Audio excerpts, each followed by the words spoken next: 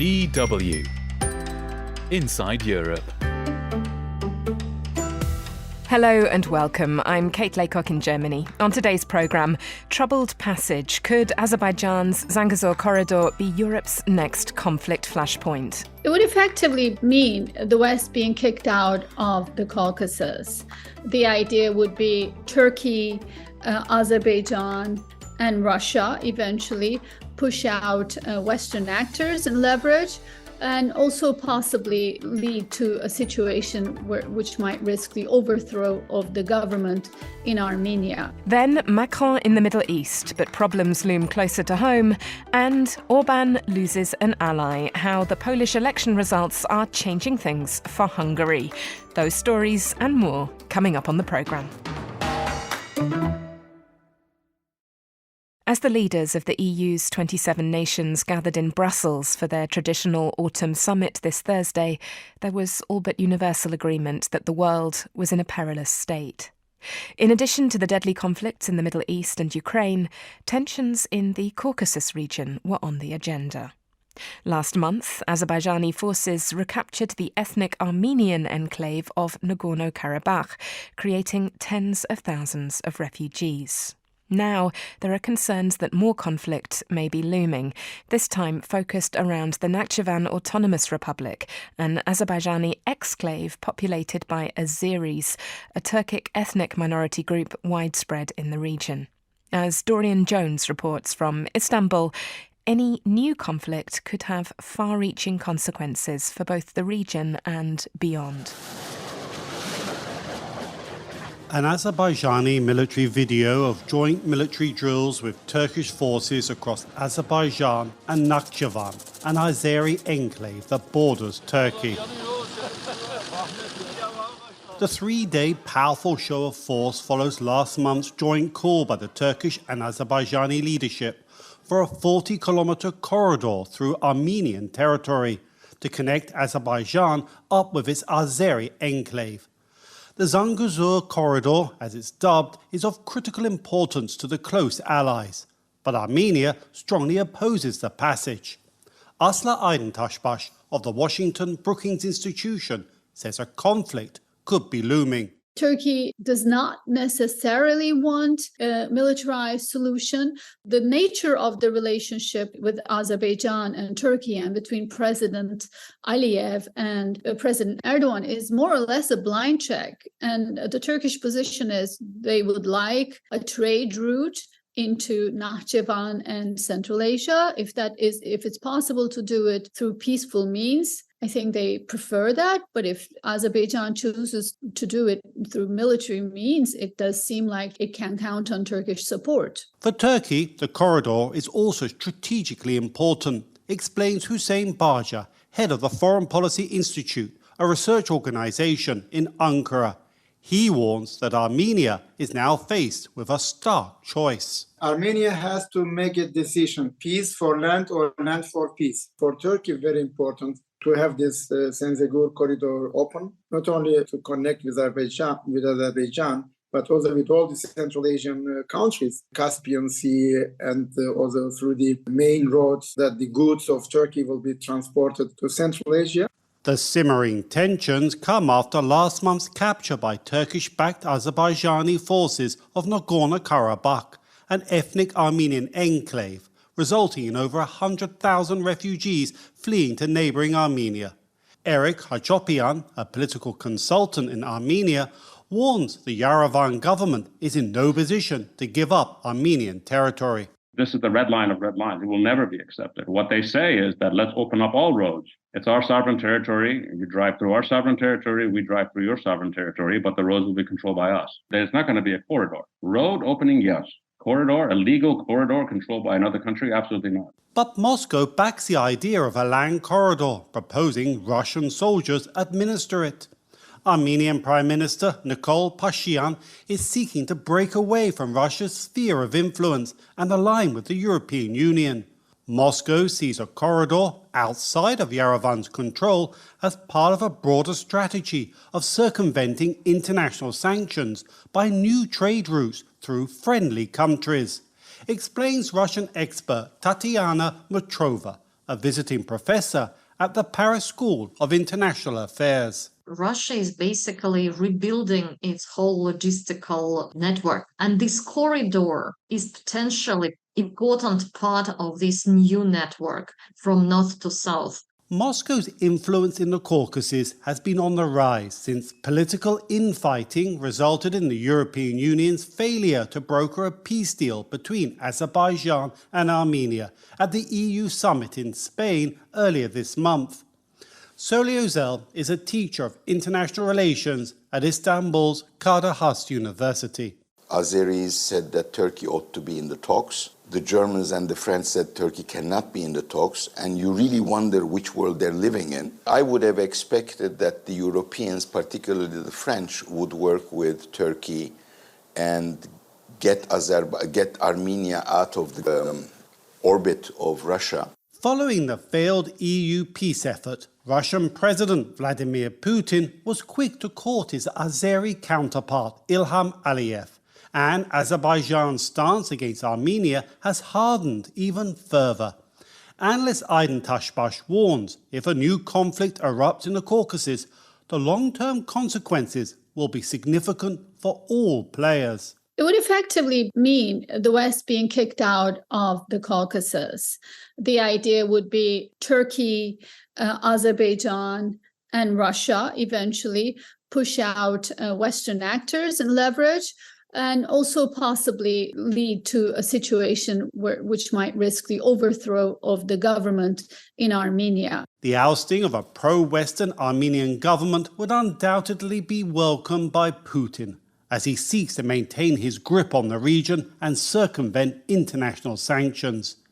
If the EU wants to prevent that scenario, then it's going to have to up its diplomatic game, and fast. Dorian Jones, DW, Istanbul. And to follow all the latest diplomatic developments in Brussels, you can follow the DW Europe handles or download DW's Breaking News app. The French president was in the Middle East this week, promoting the idea of the creation of an international coalition to fight the armed Palestinian group Hamas. Emmanuel Macron met with both Israel's President Benjamin Netanyahu and his Palestinian counterpart Mahmoud Abbas, as well as with the leaders of Egypt and Jordan. To talk about this latest French intervention on the world stage, as well as problems closer to home, I spoke to the French-Algerian journalist Nabila Ramdani, author of the book Fixing France, How to Repair a Broken Republic, which came out earlier this month. What, I asked her, was her response to Macron's visit. As far as Emmanuel Macron's trip to the Middle East is concerned, I'm afraid he uttered his typically ambiguous statements on a massively serious issue. He effectively suggested that France should join the coalition to fight terror groups in the region, but he could be suggesting anything from the West actively joining in the Hamas-Israel war with a full-scale invasion to limited intervention in the style of the disastrous Libyan bombing campaign, or he might just be talking about an international diplomatic coalition. Who knows? Macron was hugging both the Israeli Prime Minister Netanyahu and the Palestinian President Abbas on the same day, and he was adapting his discourse depending on what each of them wanted to hear. And we all saw how Macron was clumsy in his efforts to prevent the Russians invading Ukraine in 2022. His trips to Moscow to meet Putin were an abject failure, and he's no better qualified to stop the carnage in the Middle East. It has to be noted that he didn't call for a ceasefire, for example, but instead he reverted to the usual Western position of supplying huge amounts of mainly American weapons to maintain a near-permanent war. It has to be said, though, that his decision to visit not only Benjamin Netanyahu, but also Mahmoud Abbas, the leader of the Palestinian Authority, was a significant departure from, for example, German Chancellor Olaf Scholz, who only visited Israel and made it very clear that he saw Germany's place as being alongside Israel. Yes, but it was also a departure in the tradition of French diplomacy, for example. Not calling for a ceasefire was loudly criticized in France from all corners. Instead, Emmanuel Macron promised to increase humanitarian aid, but that means that people can be bombed and die with some food in their belly, but it doesn't mean that they will stop being killed. And that's a very stark departure from the tradition of French diplomacy, from the late Jacques Chirac to Dominique de Villepin, who famously opposed the war in Iraq, for example. So that raised, sharp criticism in France. Yes, indeed. And that call for a ceasefire is very, very loud in France. Last Sunday, thousands gathered in central Paris for the first police-sanctioned, that's something I'm hoping you'll comment on, the first police-sanctioned pro-Palestinian demonstration since the current military offensive began. Could we perhaps zoom back into the domestic now, Nabila Ramdani? Can you tell me a bit about how the situation in the Middle East is impacting what was already a very fraught domestic political situation in France? To be perfectly honest, I don't think there's a huge amount of change. France has pretty much been on non-stop terrorist alert since the terrible attacks of 2015, meaning you see troops on the streets, there's heightened security measures everywhere. But of course, the terrible events in Israeli border towns and the subsequent carnage in Gaza have had repercussions across the world, and France is no different. And these are very dangerous days. France is always polarized over Israel-Palestine because, in very simple terms, there are masses of supporters of the Palestinian cause in France, and there are indeed lots of people who very much support Israel. But demonstrations in favor of Palestine were banned for a long time. The cynical argument was that Palestine supporters are too unruly and too prompt to create disorder. Now, such a view is quite absurd when you consider how every single major protest in France invariably ends up in rioting, whether it involves the Gilets jaunes, the Yellow Vests movement, or the huge numbers of people from every generation who opposed President Emmanuel Macron's pension reforms earlier this year. France is, of course, nothing but a protest nation. It's the land of liberty, equality and fraternity, which was built on dissent. Now, this puts us very squarely in the territory of your new book out this month. It's called Fixing France, How to Repair a Broken Republic. Is France really a broken republic, Nabila? And if so, in what ways is it broken? And indeed, who broke it? Well, I think the perception is that France is a rather quaint and antiquated country where you can go and escape reality. And the purpose of my book is to cut through the myths and describe a country where there is mass dissent, including in the countryside, and where political institutions aren't really fit for purpose. And perhaps the major fault line I describe is the absurd amount of power that is invested in one president, and the very real danger that this one president might soon be a full-blown extremist committed to full-blown state racism, to put it bluntly. Right, so that's the danger of the presidential office being inhabited by Marine Le Pen. This issue, this structural issue that's really at the heart of the book and at the heart of the problems that you identify is very much linked to France's colonial past and to its relationship with Algeria being the country that your parents are originally from. Perhaps you could explain to me how it is that the Fifth Republic and the concentration of power in this figure of the president that's at the heart of it, how that relates to France's colonial past.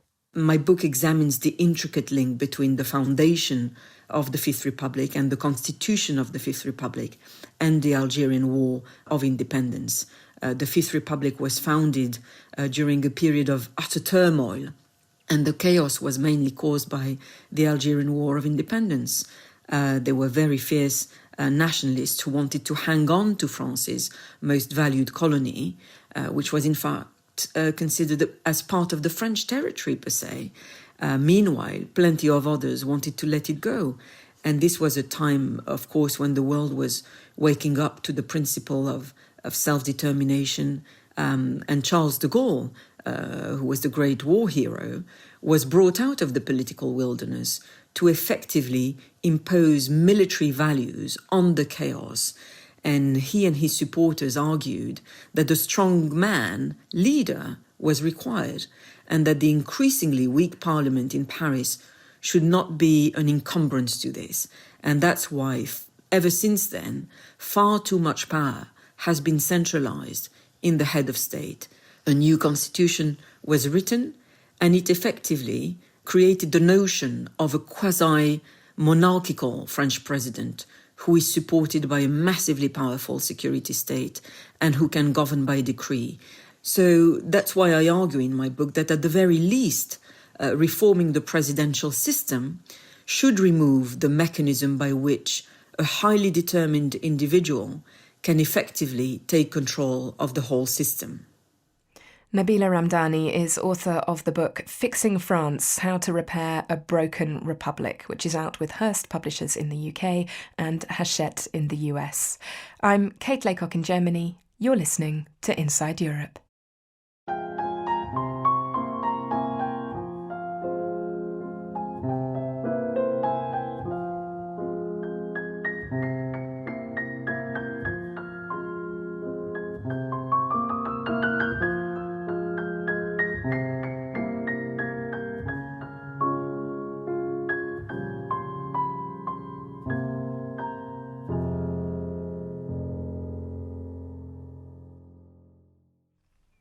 There have been some major shifts in the balance of power since EU leaders last met.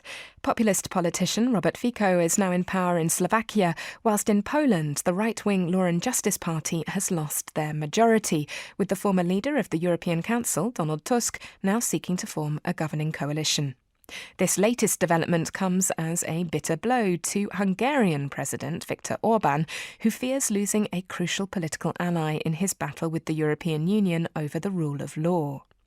To discuss this new political reality in Central and Eastern Europe, I spoke earlier to our Budapest correspondent Stefan Boss, who began by explaining why the Polish connection has been so crucial to Orban's illiberal democracy model within Europe. When Viktor Orban came to power, he found a partner in Poland's conservative nationalist Law and Justice Party, and it took over Orban's playbook of limiting press freedom and other rights that were taken for granted since the democratic changes. However, the two countries played still a significant role in Central Europe as part of the Visegrad Group, which besides Hungary and Poland also contains the Czech Republic and Slovakia. And, of course, they could help each other in the fight against the EU, which has now frozen nearly 130 billion euros for both nations over their perceived lack of democratic credentials and concerns about the rule of law and massive corruption. So, he really had a partner there. But, of course, with the opposition most likely now becoming the new government of Poland, that will all change. Well, indeed, Stefan, maybe you could tell me a bit more about how the inability of Poland's Law and Justice Party to form a government is going to impact both nations. Well, you can already see it now because the opposition leader and most likely soon to be Prime Minister Donald Tusk was already meeting the European Commission President Ursula von der Leyen to try to unlock over 100 billion euros of frozen funds for Poland that have been blocked because of these rule of law concerns. And Hungary's Prime Minister now still struggles to receive nearly 30 billion euros in different funding to help Hungary's struggling economy. He also may not have an ally soon in his tough anti-migration stance.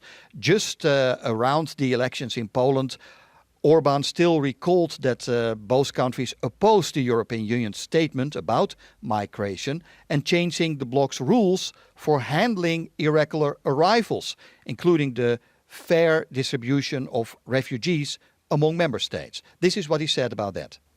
There is no agreement on immigration because previously we decided that migration will be regulated on a unilaterally agreement basis, which was changed last meeting. Poland and Hungary was not satisfied with the proposal, but they pushed through the proposal. So after this, there is no any chance to have any kind of compromise and agreement on migration. However, without Poland's law and justice in power, pressure will, I think, mount on Hungary to change its political tune on migration and the rule of law, including, of course, tackling the massive corruption here. Right, okay, so bad news for Orban, but how does the opposition view the outcome of the elections in a nation which has long been considered one of Hungary's closest regional allies? Well, they are, of course, much more enthusiastic, especially the leftist opposition here. They hope that without Poland, Hungary's current government will be pressured to change further legislation that they say have limited press freedom and other check and balances. And the spokesperson of Hungary's Green Liberal LMP party, Anna Szövek, hopes the EU will also be able to pressure Hungary to change controversial election laws that they say favors the ruling party. The outgoing Polish government might have been able to stay in power if the Polish elections had taken place in a voting system similar to that of Hungary. Stefan, Orban has long been seen as the most vocal politician against the EU's policies on migration, rule of law, etc. And more recently, of course, the war in Ukraine. How will that change now? I have to say, when you look at Ukraine, there have been differences between Poland and Hungary. Poland, for instance, allowed weapons through its territory for Ukraine, while Hungary officially refused to do so. Now, recently, that changed a little bit due to some tensions over grain imports. But Hungarian analyst Daniel Hegedűs of the German Marshall Fund think tank says Hungary's influence in Europe will weaken. The outcome of the Polish elections will make the EU feel less pressured to reach a compromise with Hungary regarding the frozen funds. From now on, one of the biggest critics of Prime Minister Orban will be residing in Warsaw. Stefan, without that support, where can Orban go next?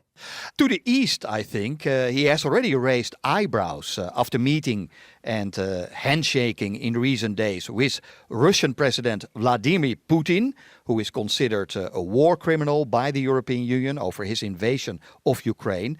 And Orban has overseen extensive fossil fuel and nuclear energy deals with Russia. However, with billions of euros in funding at stake and with political changes underway in Poland, he will be pressured, I think, to show where his true alliances are.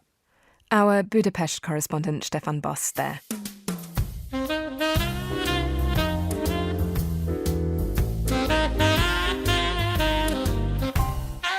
Congratulations to everyone last week who knew that the world's largest book fair is held in Frankfurt. This week, we want to know, which country saw a women's strike for gender equality this week? Head on over to Spotify to take part in the poll. And in addition to Spotify and all the other usual platforms, Inside Europe is now also available via DW's brand new podcast channel on YouTube. You are listening to Inside Europe with me, Kate Laycock.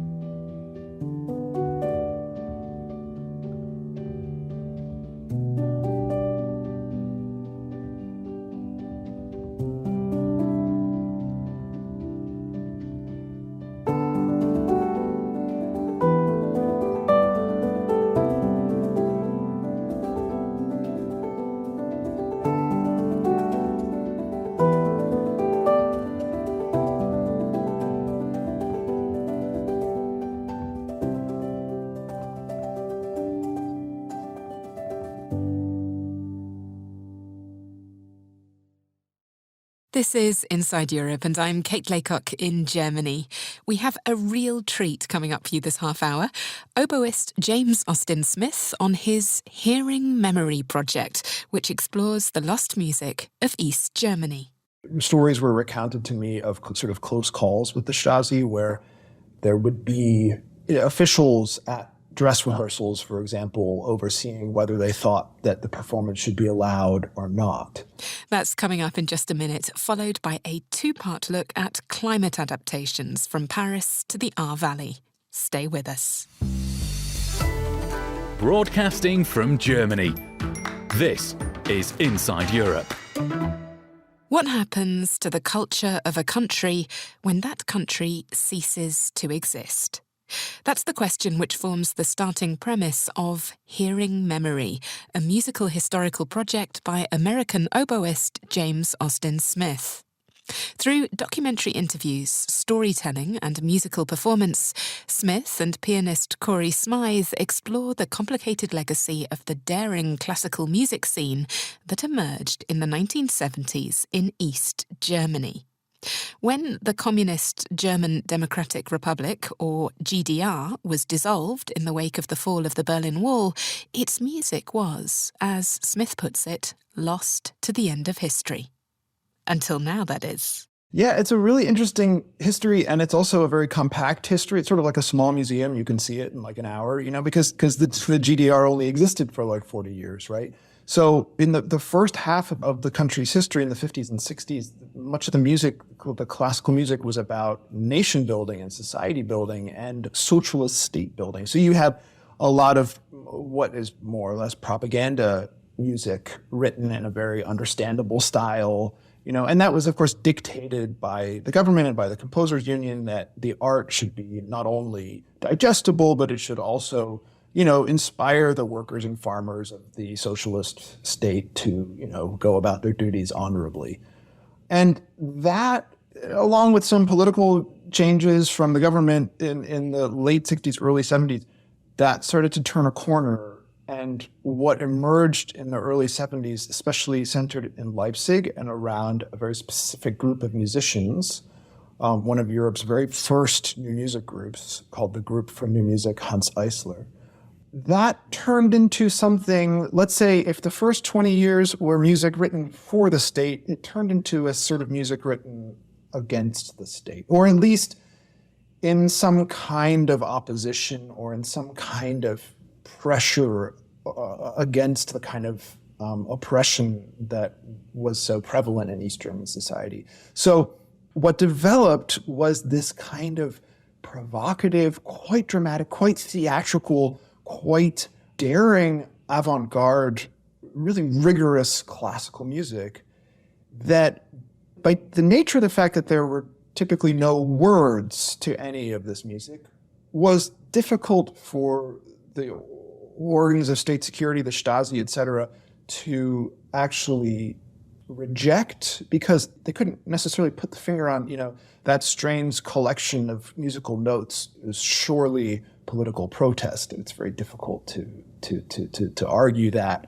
And yet, somehow, what I learned from speaking to so many people who had been at these concerts in Leipzig, there was a very palpable and prevalent element of subversion in the kind of art that they practiced. So you had this group of 8 musicians who would put on concerts, I can't quite remember, every few months, that became a kind of magnet for engaged citizens to turn up, to be culturally interested, and to feel as though they were a part of something that they otherwise couldn't experience in other parts of their daily life. So instrumental abstract music gains this kind of power that we in present-day society don't necessarily experience very often.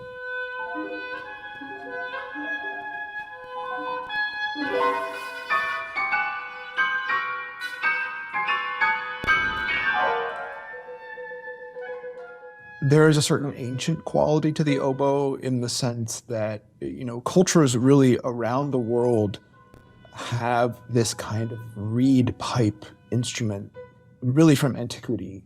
And I think there is something fundamental about that sound, the direction of air through a vibrating set of reeds. There's something fundamental about it, and I think that that speaks to a certain sense of expressivity and a certain sense of freedom in sound. I also think that there's an aspect of the physicality of the playing. There's this sort of old trope that the oboe is the most difficult instrument in the orchestra to play. I'm not here to reject that trope. It is not an easy instrument to play, but there is something about the resistance of it, of the difficulty of it, that creates a sound that emerges out of resistance.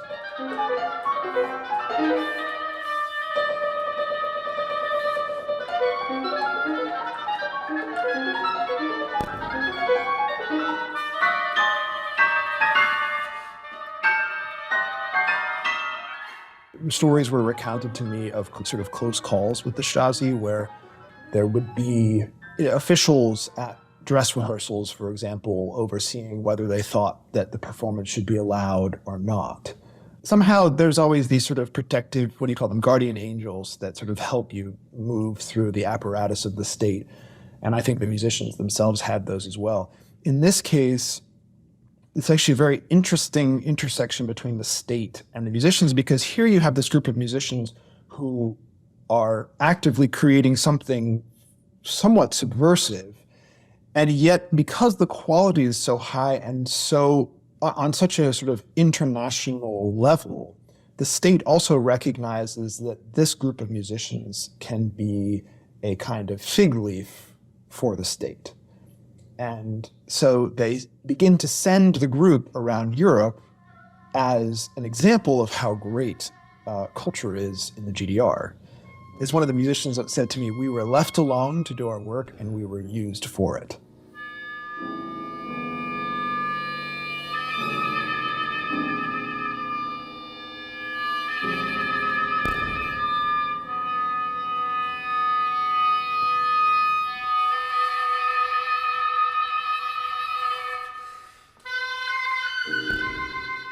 This all sort of started from when I was studying in Leipzig in 2005, 2006, and I had heard some of the music that had been created at this time. I actually remember I played in the new music group at the Mendelssohn Conservatory in Leipzig. And we played one of the pieces that had actually been written for this group. I just kept in the back of my mind, at some point I wanted to know more about this, and at some point maybe I would have time to do this. Someday I would research this. And then it was March 2020, and all of a sudden I had so much time. And it was an escape from the global health situation that we were dealing with, that's for sure. It was also an escape from politics in the United States in, the run-up to the 2020 election. Which I will say, I'm not going to create some kind of equivalence or attempt to create some kind of equivalence with the GDR, but that was an extremely politically oppressive time in the sense that we were surrounded by those politics every single day. And of course, the intersection of COVID and the presidential election was like a complete catastrophe. But just to say, it's all well and good to have an interest in an obscure political and cultural history, but the question, of course, when you're trying to present it to people is, why is it relevant? And in that kind of oppressive political context that we experienced and continue to experience, of course, in this country, the question became, how are we as musicians, and especially how are young musicians like my students, able to react to politics with their art? Because they want to. They want to engage in some way.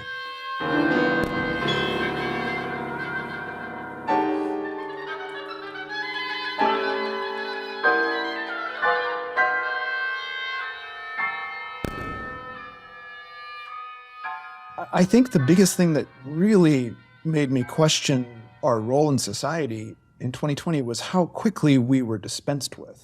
Everything just canceled immediately.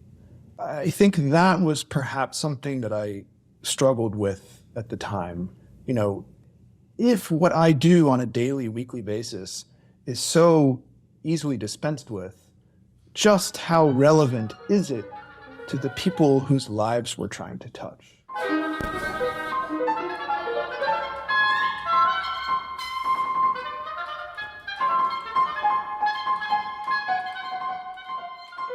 I've always been of the ilk that musical performance exists in a kind of feedback loop, in the sense that in our best version, we do not walk on stage and sort of quote unquote park and bark, in the sense of there is a feedback loop with our audience, and that we do what we do to feel that connection in some way that goes both ways. And I think what this has confirmed in many ways is, as fascinating as the work that these musicians did in the GDR, I think equally fascinating is the engagement that they were met with their audience.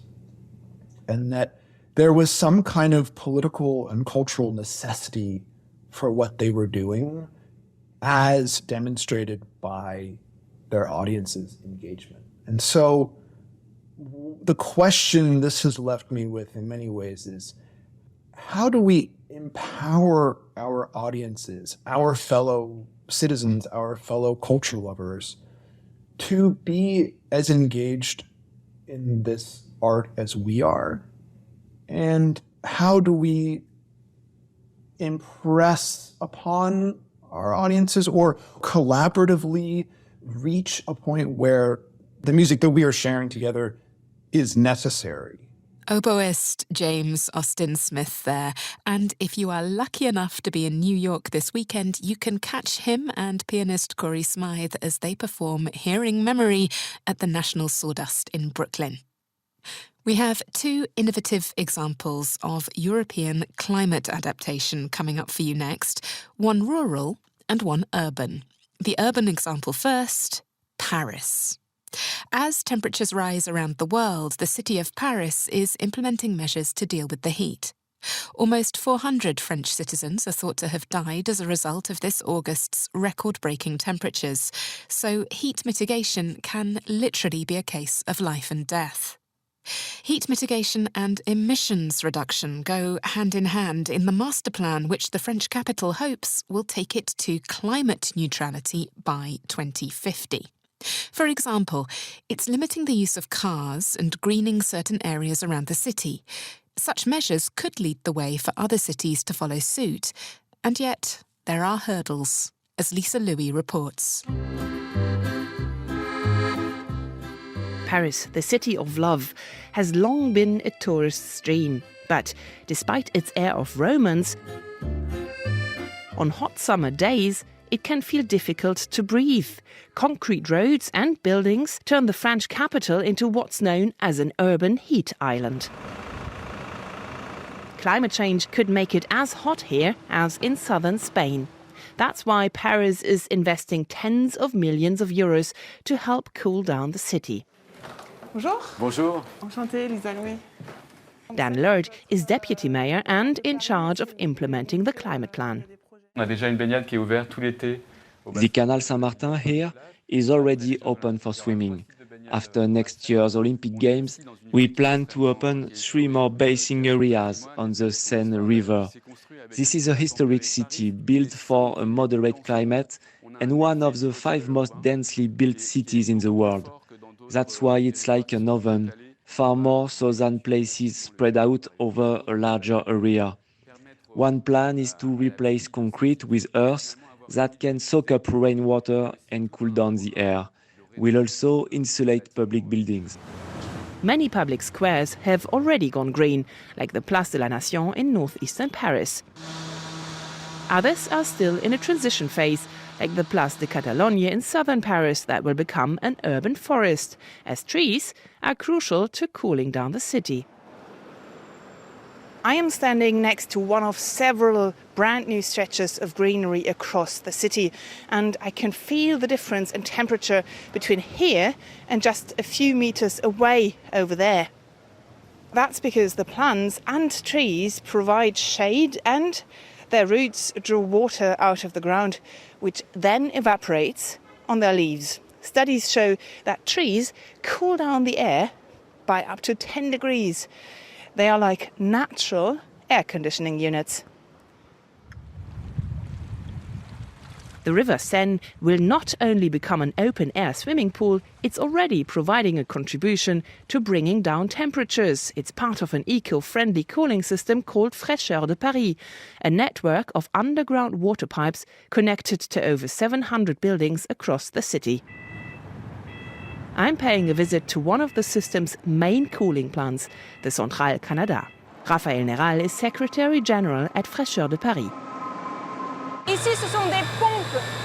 These pumps push ice-cold water through the system. The water is cooled by refrigeration units, which heat up in the process. That heat will be dissipated into the Seine.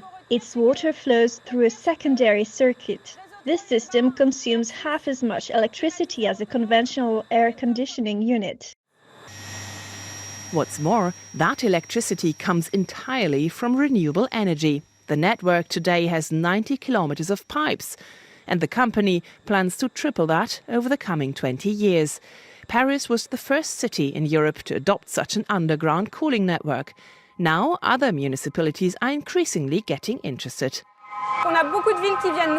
Many city officials have come to visit us, especially from Northern Europe, to see how such a system works. It might seem a bit paradoxical since it's not so hot here in the north, but southern cities have been dealing with the heat for a while and have been adapting to it. Fraîcheur de Paris is already helping to cool places like the Louvre Museum and Paris City Hall. But air conditioning systems that use river water can't be endlessly extended, says Morgane Colombert. She's the head of studies at Paris-based think tank Efficacity and an expert on urban climate adaptation. Systems like Fraîcheur de Paris warm up the river water, and that's only safe up to a certain threshold to protect the local biodiversity. So these systems can't cool down an entire city. We have to choose the buildings we'll cool down with them. In the future, Fraîcheur de Paris will also be connected to schools. Some of them are already enjoying the benefits of greener streets and pedestrian zones. And across the city, cars are increasingly sharing the streets with bicycles. You can already cycle almost all over Paris on large bike highways like this one. And the city will add another 55 kilometers of bike boulevards over the next 3 years. But not everybody is happy with the bicycle boon, which is leading to more traffic jams in busy areas.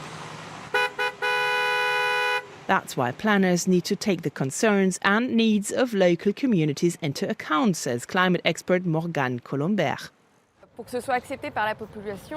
We need to make sure such plans are accepted, involve local people and explain the initiatives. Planners often focus on the technological side of climate adaptation, but the human factor is also important. Other plans are less controversial. The town hall is installing 6 32-square-metre roofs on public squares across Paris. They'll provide shade to pedestrians. I accompanied Deputy Mayor Dan Lerd as he recently inaugurated one of these roofs in a lower-income neighbourhood in the north of Paris. C'est des nouveaux mobiliers urbains qui nous permettent de nous adapter. This is a new installation that will help us adapt to hotter temperatures that unfortunately are also affecting Paris. We carried out a little test just a few minutes ago, and it's about 6 degrees Celsius cooler under this roof than it is under the sun. It can be up to 10 degrees cooler under the roof. And we've installed a new spray fountain over there. Then the deputy mayor took the small group of people attending the ceremony a few meters further. You just need to push this button and it sprays water for about 20 seconds. You feel the water, right? We are installing 24 such roofs and 73 spray fountains across Paris. They'll help us get through the summer on top of our existing heat measures. Our heat plan includes, for example, regularly checking in on vulnerable people and offering spaces, such as in town halls, where they can cool off. Measures like these will become even more important in the future if Paris, as some experts fear, will have to deal with up to 50 degrees Celsius one day. Lisa Louis, DW, Paris. We'll be looking at the impact of rising temperatures on a German wine-growing region next. In the meantime, I'm Kate Laycock in Germany. You're listening to Inside Europe.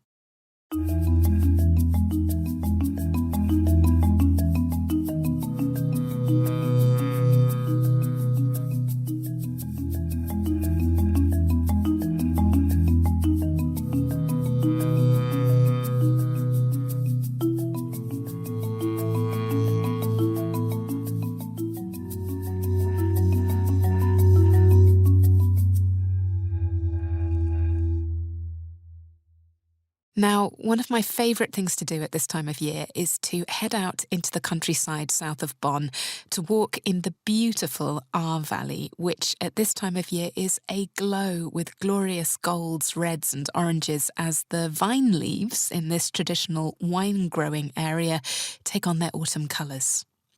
It has, however, been a very difficult few years for producers in the Ahr Valley, who've been hit both by catastrophic flooding and the ongoing problem of rising temperatures and unpredictable growing seasons. In response, one local man is trying to get olive trees to put down roots there. Kathleen Schuster reports. It takes about 5 minutes to walk halfway up this terraced vineyard. 5 minutes of very carefully maneuvering narrow stone steps covered in broken slate up a very steep slope. A man named Oliver Heimermann is growing dozens of olive trees here in Germany's Ahr Valley. He actually works in telecommunications, but he also imports fine olive oils. His culinary curiosity for olive oil grew over many a vacation in Tuscany, and now he has his eye on making olive oil right here in Germany. He shows off a young arbequina, a type of olive tree found in Spain, with slender, silvery green leaves. The olive trees are something I'm working on with my brother-in-law. We had an idea, inspired by a glass or two, to try to grow olive trees, because it's actually getting warmer here. It's a good climate to test out our idea in. A good climate indeed. This autumn, it's been in the upper 20s, unheard of for October. His brother-in-law, who's a winemaker by the name of Peter Kriechel, used to use this steep slope for the grapes that make cool, crisp Riesling wine. Now, 8 of its terraces are dotted with young olive trees. Many are barely a meter tall. They're imported from a nursery in Tuscany and paid for by sponsors from around Germany. The delicate trees lean on wooden stakes for support as they settle into this foreign northern European soil. A lot of people have weighed in, and as always, the opinions run the gamut. If you talk to biologists from around here, they'd like to use native plants to help with climate change. They tend to be critical and say this type of project won't work. But then there are others, like the biologist who works for my brother-in-law at the Kriechel winery, who's helping us. He says it's working. You can see it. And they're not the only ones who think olive trees have a future in Germany. Our citrus collection. About 30 kilometers north of the Ahr Valley, the curator of the botanical gardens at the University of Bonn, a woman named Cornelia Löhne, walks past a row of crops traditionally grown in warmer climates. She leads the way to the olive trees. These are our olive trees that were planted here about 5 to 6 years ago outdoors. A few of them stand in a row on a well-kept lawn. They're thriving despite experiencing frost this year, a no-no for olive trees. As you can see here, we had to cut some branches that were just frozen over winter, but you can also see a tree sprouts quite nicely. Back in her office, she says olive trees don't need much when it comes to soil. Olive trees are not very demanding in terms of soil, and that's why they are grown in areas that can't be used for anything else, can't be used for agriculture, for growing crops. That's where olive trees grow. So they're perfect for the wine areas as well, because it's sunny, it's dry, and well-drained soil. And sunny and dry conditions are what the projections for future weather patterns are pointing to. There are many studies and prognoses that show quite clearly and convincingly that we are going to have a Mediterranean climate, at least in the western parts of Germany and in other regions as well. In the foreseeable future, no one really knows whether it will be in 10 years or in 50 years, but we are going to have it, especially if we're continuing the way we live at the moment and the way we produce greenhouse gases. But a hotter, drier Northern Europe would also mean an even hotter, even drier Southern Europe, where the olive oil industry is already suffering from drought and deadly fungus.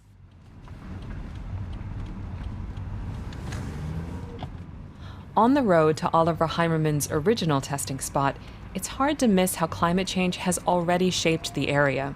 For example, an old stone bridge with no water under it. The Aar River used to run under it, but now it runs around it. These images from Untweiler show the force with which the Aar River swept through the valley. Vehicles bobbing in the floodwater. The consequences were devastating. In July 2021, extreme rain sent a surge of 7 meters of water through the valley in a matter of hours. Many more still missing. Infrastructure has collapsed. The unprecedented flooding left 135 people dead and caused widespread destruction. There's no drinking water. Emergency service. Someone has put large white letters that spell Danke, thanks, along the bare riverbank. It's for the people who've helped the valley recover.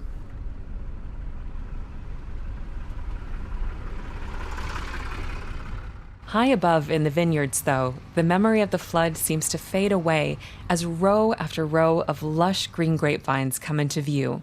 People are busy harvesting. And there's only so much room for tractors and cars on these paths. The Aar is known for its red wines, Früh- und Spätburgunder, and like Germany's other wine regions, crisp white wines like Riesling and Weißburgunder. But Heimermann says the conditions are changing so rapidly here that the winemakers have started experimenting with Shiraz and Cabernet too. We can see this change with the grapevines, like types of Frühburgunder, for example, which are, I'd say, being harvested earlier now. They're also being grown in Sweden. In Schweden? Yeah. Growing olive trees is a different business entirely, though. It takes at least 7 years until a tree can produce olives for olive oil, and then you need about 10 kilos of olives to make just 1 liter of olive oil. There are about 50 trees up here at the original, more hands-off testing spot. Most of them are young, but the ones that are about 10 years old have plump green olives that look good enough to eat. Big mistake. Very bitter. That's why olives need to be marinated first. In Spanien wären sie so Oktober. Heimermann says they won't harvest these olives till November, and when all is said and done, they'll only need about an hour to pick the branches clean. He knows the olive groves he dreams of will take years, if not decades, to flourish and produce olive oil. That is, if all goes well. He seems really optimistic, though. Ja, das auf jeden Fall, ne? Yes, I definitely am. Everyone needs a crazy idea. And as you can see, this one is bearing fruit, which is why we're optimistic that olives will be cultivated here. Yeah. Kathleen Schuster, DW, the Aar Valley. Olives in the Aar. I could get used to that. That's it for today. This programme was produced by me, Kate Laycock, with help from Nick Martin and sound engineer Jürgen Kuhn. Our feedback address is insideeurope@dw.com, and our podcast is available on all the usual platforms, and that now includes DW's new YouTube channel. Do check it out. Inside Europe comes to you from DW in Bonn, Germany.